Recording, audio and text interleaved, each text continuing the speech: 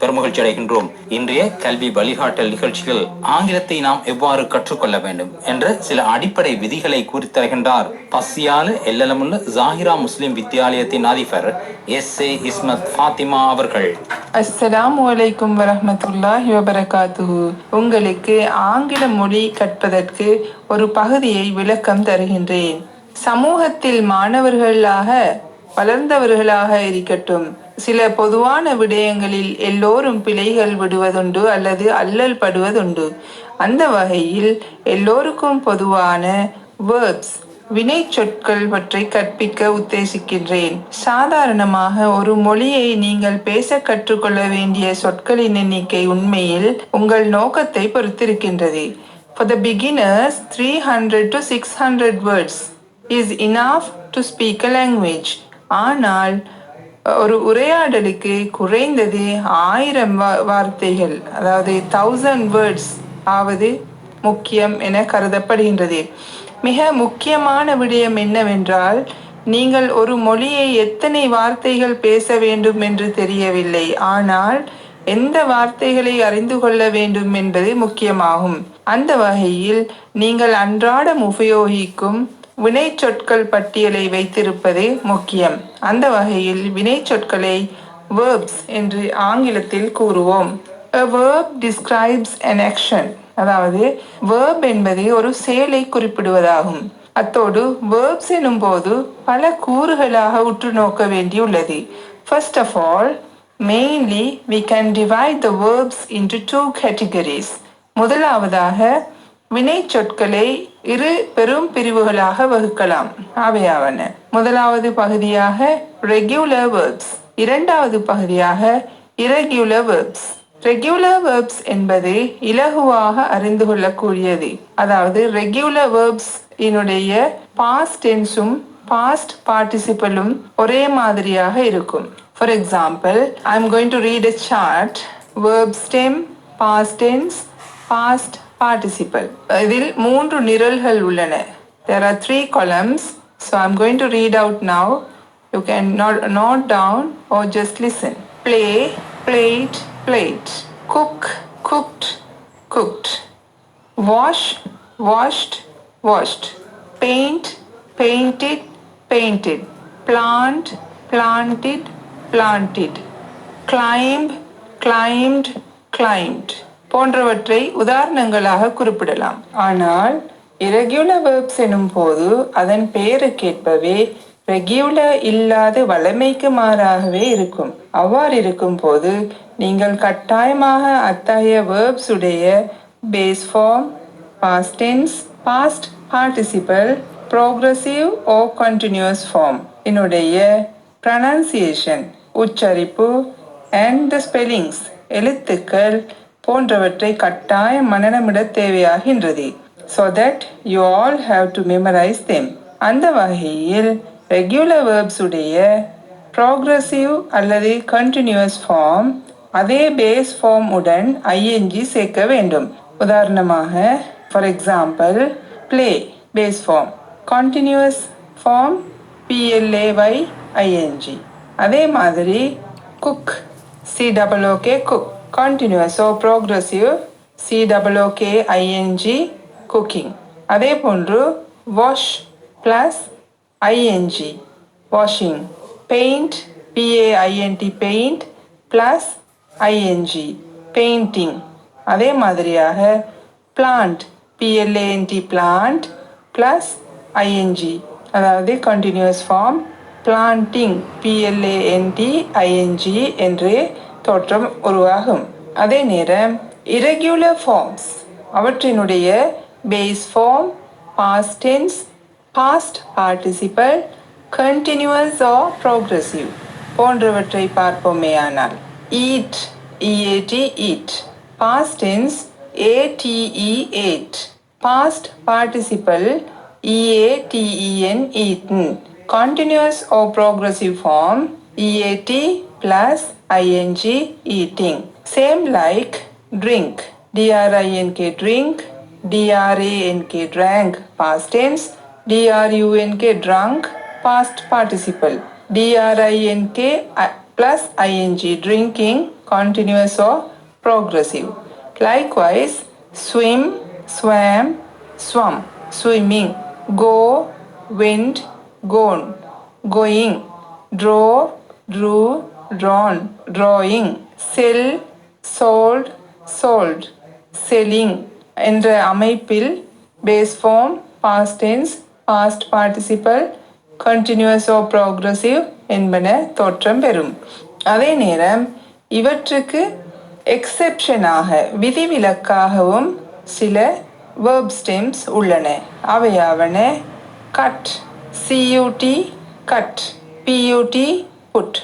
உதாரணமாக CUT cut past tense same thing, அதே தான் CUT கட் பாஸ்ட் பார்ட்டிசிபல், அதுவும் அதே தான் CUT கட். எனவே base form, past tense, past participle என்பன கட், கட், கட் ஆக தோற்றமளிக்கும். அதே நேரம் PUT புட், புட் என்ற verb stemமும் அதே போன்று புட், புட், புட் என்றே வரும். ஆனால் கண்டினியூஸ் அல்லது ப்ரோக்ரஸிவ் ஃபார்மில் இவற்றுக்கு சற்று வித்தியாசமாக வேறொரு ரூபத்தில் வரும். அதாவது CUT cut plus T plus ING, அதாவது ஷார்ட் வவல் CUT கட். நீங்கள் சொல்லி பாருங்கள், கட் என்று குயிக்காக சொல்லப்படும், கட். எனவே இதனை நாங்கள் ஷார்ட் வவல் என்று சொல்வோம். எனவே ஷார்ட் வவலோடு ஒரு verb stem வரும் பொழுது அதனுடன் ING சேரும் பொழுது அந்த கட் என்ற verb stem உடைய இறுதி எழுத்து T என்பதனால் அதே எழுத்து இன்னும் ஒரு எழுத்து மேலதிகமாக சேர்க்க வேண்டி ஏற்படும். ஆகவே கட்டிங் என்று சொல்லும் பொழுது CUTTING கட்டிங் என்றே உருவாகும். Now verb stem or base form or present tense, past tense, past participle என்பவற்றை சந்தர்ப்பங்களில் எவ்வாறு பயன்படுத்துவது என்று பார்ப்போம். If you want, you can take down notes. இப்போது 2 நிரல்களை வரைந்து கொள்ளுங்கள். ஒரு நிரல் சிங்குலர், அடுத்தது தலைப்பு plural. Under singular, you can copy down I play, you play, he plays, she plays, it plays. Under plural, we play, you play, they play. தற்போது உங்களுக்கு அவதானிக்க கூடியதாக இருக்கும் I, you, we, you, they போன்றவற்றிற்கு எப்பொழுதும் verb stem, அதாவது present tense PLAY என்றே பாவிக்கப்படும். அதே நேரம் he, she, it போன்றவற்றிற்கு plays, PLAYS, plays என்று S form பயன்படுத்தப்படும். I என்பது நான், எனவே ஐயினுடைய plural we, நாங்கள். அதே போன்று you என்பது நீ, எனவே யூவினுடைய plural யூவே தான், அது நீங்கள். ஆங்கிலத்தில் நீ என்று ஒருவரை குறிக்கவும் நீங்கள் என்று 2 அல்லது பல்லாயிரத்துக்கும் மேற்பட்டவர்களை குறிக்கவும் பயன்படுத்தப்படுவது யூ ஒன்றே ஆகும். இப்போது புரிகிறதா மற்றைய மொழிகளை விட ஆங்கிலம் கற்றுக்கொள்வதற்கு எவ்வளவு இலகு என்று?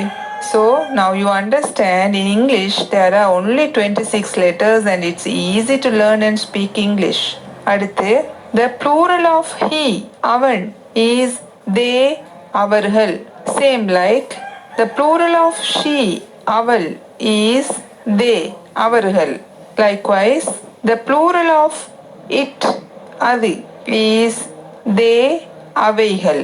So you understand, it is easy to remember and learn English.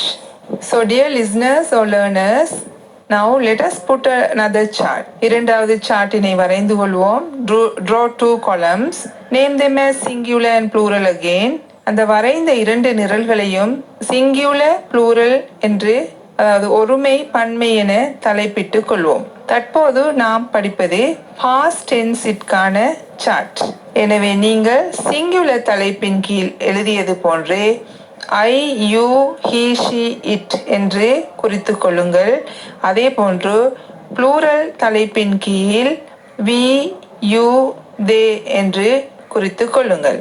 ஐயினது பன்மை we என்றும் யூவினது பன்மை you என்றும் he, she, it இனது பன்மை they என்றும் நாம் அறிவோம். At the same time, for the past tense, it is very easy. For example, we'll take the same verb play.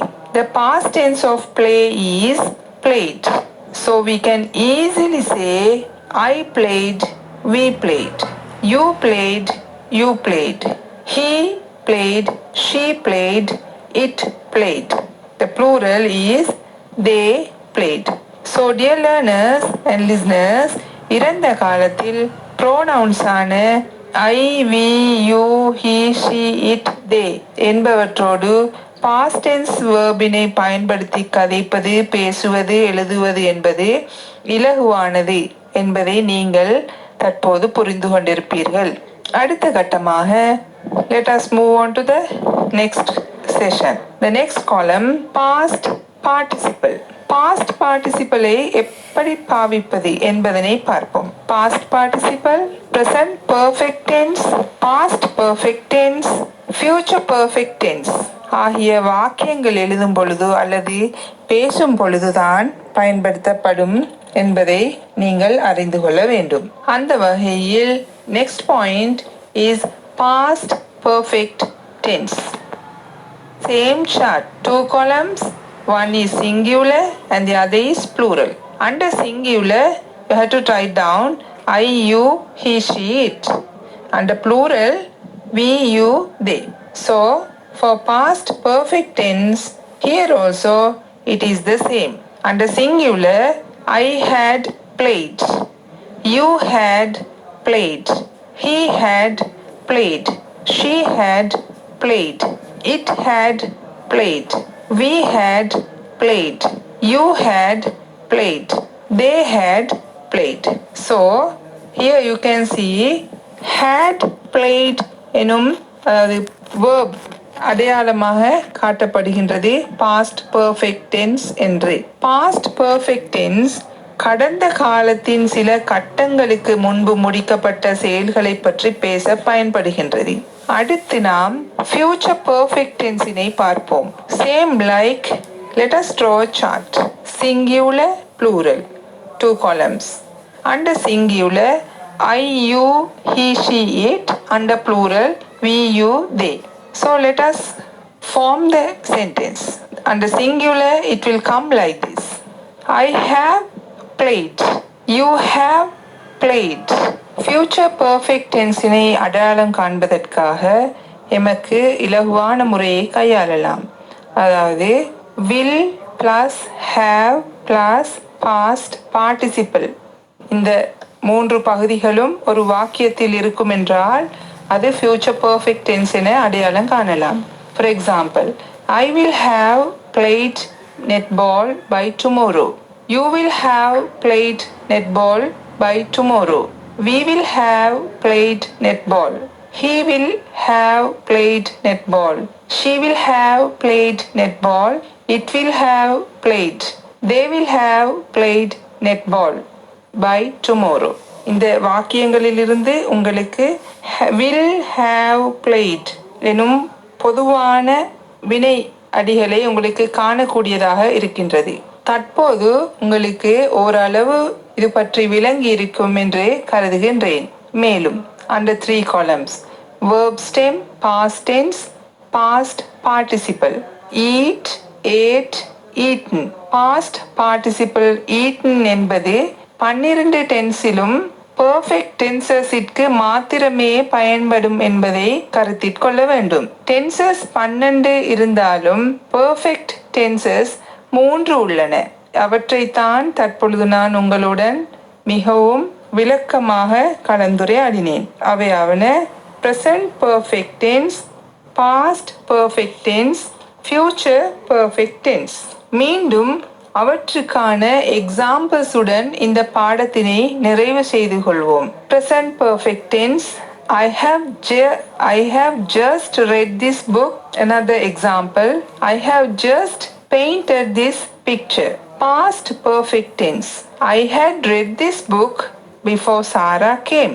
I had painted this picture before Muhammad came. Past perfect டென்ஸில் நீங்கள் அவதானிக்க வேண்டியது 2 விடயங்கள், 2 செயல்களை ஒப்பிட்டு கூறுவது. அதாவது ஒரு செயலுக்கு முன்னால் மற்றைய செயல் நடந்து முடிந்திருப்பதை அவதானிக்க கூடியதாக இருக்கின்றது. I had read the book before Sarah came. Sarah வரும் முன்னர் நான் இந்த புத்தகத்தை வாசித்து முடித்திருக்கின்றேன். அதே போன்று முகமது வரும் முன்னர் I had painted this picture before Muhammad came. I had painted this picture before Muhammad came. Muhammad வரும் முன்னர் இந்த படத்தினை நான் நிறம் தீட்டி முடித்து விட்டேன். பாஸ்ட் பெர்ஃபெக்ட் டென்ஸில் 2 செயல்கள் குறிப்பிடப்படுகின்றன. அவற்றில் இறுதியாக சொல்லப்பட்ட செயலுக்கு முன்பதாக முதலாவது குறிப்பிடப்பட்ட செயல் நடந்து முடிந்த ஒன்றாகும். அடுத்து future perfect tense. I will have read this book by tomorrow. Another example, I will have painted this picture by next week.